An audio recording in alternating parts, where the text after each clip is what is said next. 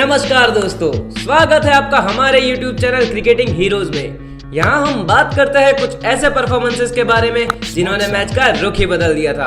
तो दोस्तों, आज हम बात करने वाले हैं नेटवेस्ट सीरीज के फाइनल मैच के बारे में, जिसमें मोहम्मद कैफ ने अपनी हीरोइक पारी की बदौलत भारत को जीत दिलाई थी। दोस्तों, इस मैच की बात करने से पहले बात करते हैं इससे एक साल पहले की, जब इंग्लैंड भारत में बायलैटरल सीरीज खेलने आया था।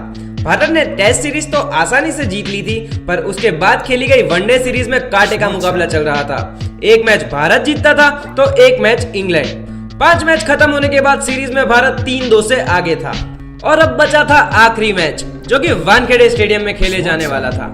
ये आखिरी मैच एक काफी क्लोज मुकाबला था और उसके बाद इंग्लैंड ने मैच जीत लिया।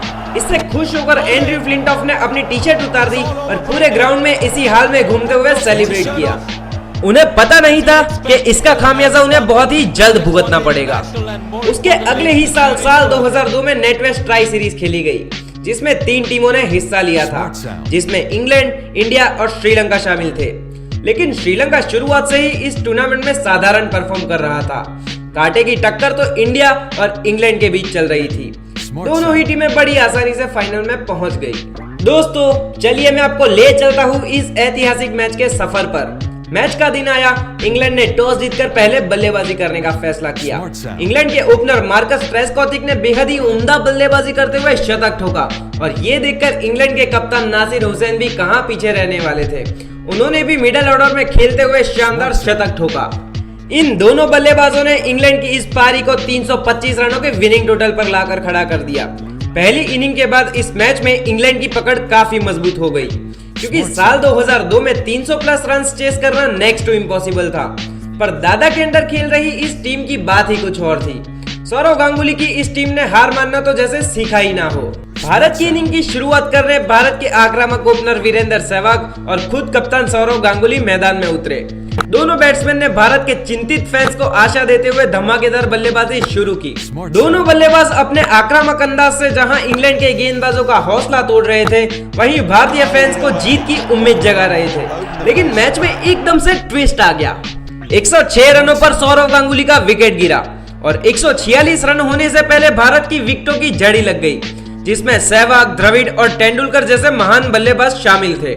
अब भारत का स्कोर 146 रनों पर 5 विकेट था और क्रीज पर खड़े थे 2 युवा बल्लेबाज युवराज सिंह और मोहम्मद कैफ। मैच के असली हीरो मोहम्मद कैफ तो अब आए थे बल्लेबाजी करने, पर उनके बारे में एक रोचक कहानी ये भी है कि इस मैच में तेंदुलकर के आउट होने के बाद उनके माता पिता ने मैच देखना बंद कर दिया था और शाहरुख खान की देवदास मूवी देखने चले गए थे। तो अगर उनके माता पिता ने ही आशा छोड़ दी हो, तो किसी और फैंस को ये कैसे उम्मीद हो सकती है कि 2 युवा बल्लेबाज मैच को जिता देंगे। पर दोस्तों, वो कहते हैं ना कि जितना गहरा अंधेरा होता है, सितारे उतने ही ज्यादा चमकते हैं। भारत की इनिंग्स पर विकेट्स का अंधेरा छा गया था। अब इधर से 2 सितारे भारत को अपनी जीत की ओर ले जाने वाले थे। 5 विकेट गिरने के बाद युवराज और मोहम्मद कैफ के सामने दुगनी चुनौती थी। उन्हें विकेट को बचाते हुए भी खेलना था और साथ ही साथ रिक्वायर्ड रेट को ध्यान में रखते हुए कुछ बड़े शॉट्स भी लगाने थे। दोनों ने अपनी जिम्मेदारी को निभाते हुए भारत की इस पारी को बहुत ही शानदार तरीके से आगे बढ़ाया और अपनी अपनी 50 पूरी की। मोहम्मद कैफ ने एक के बाद एक बेहतरीन शॉट्स लगाकर भारत की जनता का दिल जीत लिया। लेकिन भारत को एक और तगड़ा झटका तब लगा जब भारत को जीत के लिए सिर्फ 59 रन चाहिए थे और युवराज सिंह आउट हो जाते हैं। एक और बार क्रिकेट फैंस की धड़कनें तेज हो गई, लेकिन मोहम्मद कैफ मैदान में डटे हुए थे। वो अपना काम बखूबी निभा रहे थे और भारत को अपनी जीत की ओर आगे बढ़ा रहे थे। लेकिन सामने के छोर पर विकेट गिरने का सिलसिला जारी था। मैच 2 में से कोई भी टीम जीत सकती थी, क्योंकि इंग्लैंड को जीत के लिए सिर्फ 2 विकेट चाहिए थे और भारत को केवल 12 रन। उसके बाद कैफ ने कुछ रन दौड़ कर लिए तो कहीं पर किस्मत का साथ मिला। अब आखिरी ओवर में केवल 2 रन और बाकी थे। इस मैच का आखिरी ओवर फेंकने एंड्रयू फ्लिंटॉफ आए और उनके तीसरे गेंद पर जहीर खान इनर सर्कल में सिंगल के लिए दौड़ पड़े और इंग्लैंड के फील्डर दबाव में आकर एक और ओवर थ्रू का रन दे बैठे।